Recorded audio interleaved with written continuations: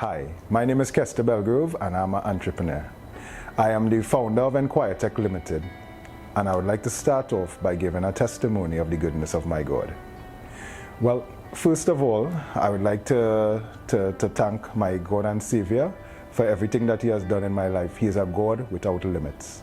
So what my God has done in my life is that I came from a place of being in what I would refer to as a roundabout torment from the enemy, where constantly I was downgraded by the enemy and degraded mentally, and I would stay in a spiral state that amounted to nothing. And it was constant day and night, always, and it caused me to be stagnated, and it also caused me to not excel in any way at all. But because of the greatness of my God, I was delivered, and I am now able to say that I am free of that and of that torment, and I'm at peace. And better than that, God has made me excel in every experience that I am a part of.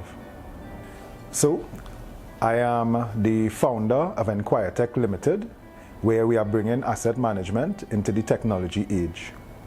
And one of the accolades that our company has won is an innovation grant from the Inter-American Development Bank as well as the European Union. Right? I also have a day job. I am the manager of SCADA systems in Wassa. I hold a BSc in mechanical engineering as well as a master's and a postgraduate diploma in electrical and computer engineering. So, just to talk about the genesis, how did my company start? Well, first of all, while I was serving as the distribution engineer in Port, Spain, I realized that we had a lot of shortcomings, right? We didn't have enough data to fully understand the system, and I realized very quickly that we needed technology to increase the effectiveness of our manpower.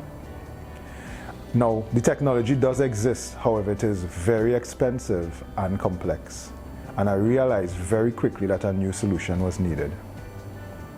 Right? So the question that I asked myself is, why not develop it myself? Which I did.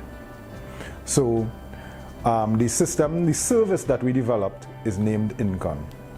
And if you look on the screen now, you would see that we have a green board as well as a purple board. Both systems were designed by myself, and they carry out the function, the intellectual property is specific to Entrepeneur Limited. So when starting a business, you start with an idea. So the question is, now that I have an idea, what do I do next? The first thing that I would tell you to do is to start with a prototype. If it is that you're making roti, you make your best roti. If it is that you have in my case, it was to develop an electronic system. I built the electronic system. From there, you move to what is referred to as a minimum viable product, where you build out the idea and you have some of the capabilities function, enough capabilities for people to see the value, for you yourself and for others to see the value. So, some things to know about the MVP, right? You're not building the final solution, right? The system that you build will not be complete. It will not look good. There will be much room for improvement. However, what you will be looking at is that you will be looking to see what real value this thing adds. It's something that you could show to customers, to investors, to your wife, to your kids, for them to see this is what I have done, and to see if it adds value to others. Also, actually building the thing, actually moving it from your thought process to having it in the physical realm, that does something to you, triggers something inside you that causes you to move forward with vigor. The next thing that you would want to do is that you would want to test the market, right? See if anyone else sees the value that you see. Now, one thing that you don't want to do is that you don't want to be in your own mind, right? And believe that this thing that you have created is the best thing ever, right? Yes, it may be, but you have to understand that others have to see value in it. So it may be something that you need to do and understand that you are not the only customer you're going to have. Your intention is to grab customers. The next thing you would want to do with that now that you have the thing, you would want to test the market. You would want to carry out surveys, You would want to gauge the market. You might want to stand on the street and maybe it is have people sample it, have people see what it's about, and then ask the question, is this something that you would want to purchase? Is this something that would add value to your life? How would you use this? What could be improved? And sometimes that's a hard thing to take in as a person, being criticized or having this project that you have being criticized. But this is actually an integral part of it growing, for you to know what improvements need to be made. Something to keep in mind, there's always a negative to your positive, right? You need to keep faith and keep the vision that you originally started with, right? And you need to do things like, again, still as I mentioned before, and I'll say it again because it is very important, carry out surveys, ask questions, improve on the product all the time, right? You want to ask these questions to yourself even while you're doing the surveys. What can I do that someone isn't doing? People will be doing it 100, people might be doing the same thing as you, but you might be able to add some level of value that somebody else isn't adding. What can I do to improve what others are doing already? Something you could streamline, something you could make better, something you could make look better, taste better. How can I add value to the life of the person that this product is going to touch? And then another thing that you have to remember is that you must always be improving it. You can't just make it and say, well, I made it, I'm done, and move on. Small changes lead to huge improvements over time. So you would want to add, so the next thing you would ask yourself is, okay, now that you have this product, now that you test your market, now that you know there's value, where do I get my finances from? Everything that you're doing going to cost money in this, right? So the first place you're going to get it from is your very own pocket, right? You're going to have to cut back on something for this dream to grow. Another place you're going to try to get finances from, maybe successfully, maybe not, friends and family, right? The ones that you love, they are the ones who are going to believe in you the most at many times. Sometimes, not all the times, right? You have investors. You could approach people with money, or people who have done things before. And these investors could be people who in fact, you would want an investor to be somebody who not only puts money into it, who not only invests in it monetarily, but also with experience, with a skill set, with a customer base that you may not be able to touch, with relationships that you have not developed as yet, right? Another place that you could seek finances is through grants. This is basically financial assistance from external entities, right? And in this case, they don't seek to own piece of business. When it is a deal with investors, they generally seek a piece of business. They seek shares, they seek a part of your profit, right? But with a grant, it's generally a situation where they invest in your company, but they're not looking to get a financial reward out of it. But, so you'll say, well, that sounds like a free ride. A grant is not free money. What they want, what they look for is for you to grow. This could be a government body, this could be an external bank, but what they want from you is performance. They want the kudos to know, okay, they invested this money in something and they could show that, and this touched this person's life and this caused the economy to grow by this much. So they actually want to see, they want performance out of you. It's not free money. So just something that you would want to consider when dealing with it, you have to consider your product market fit. For your product market fit, this is where you find out what you should offer the customer, what value you should offer, what value is given to the customer, what monetary reward you seek from the customer based on the value you produce. You also need to ask yourself questions like, how large is the overall market and what size of the market can I capture, right? So there are a lot of questions that you have to ask.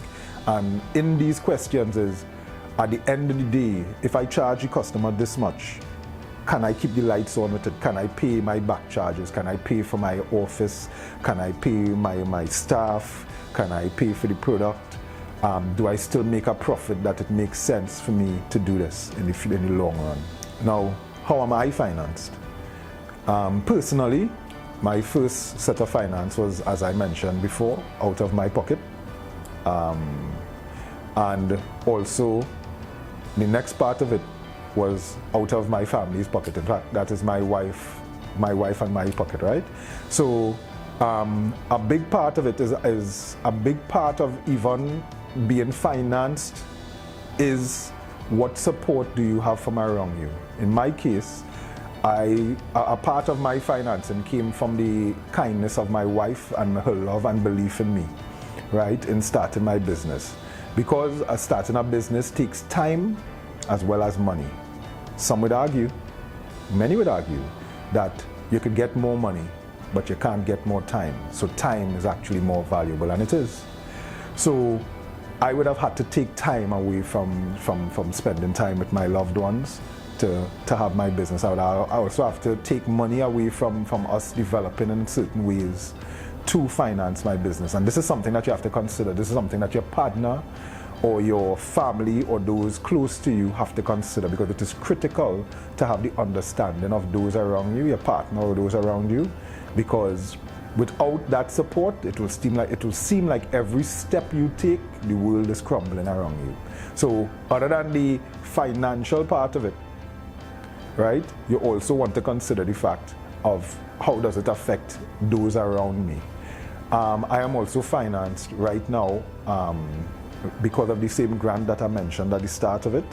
I got a grant based on the innovation of the product that I have from the European Union as well as the Inter-American Development Bank. And because of that, I'm able to push forward, hire people on my team, and actually move forward by the hardware needed to actually propel my company forward. And through this, I was actually able to capture customers and improve the business way beyond what I would have been able to move forward with on my own, out of pulling finances from my own pocket. How do you find grants? Well, there are many, many ways. I can't tell you that you should ever try one way. So the first thing is to scour the internet, right? Just search, look for grants. Another way that you could do it is to ask ministries right here in our country, where the ministry that's relevant to you, whether it's agriculture, Ministry of Tertiary Education, Ministry of Finance, as well as you may want to ask companies that are in the field of interest, such as Kariri or the ADB or NEDCO.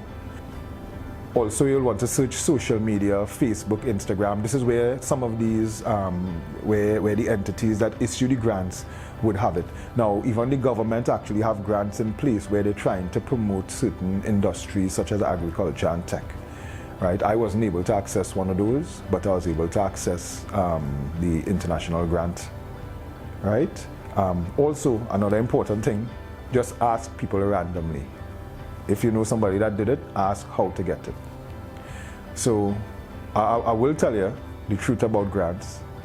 Grants are very hard, all right, in every way. It's hard to get, it's hard to do the paperwork, it's hard to do all the backup work to get to it, and it's a lot. It's many, many hours of hard work. Generally, you don't just go for a grant and say, I want a grant, I see a grant, I get a grant.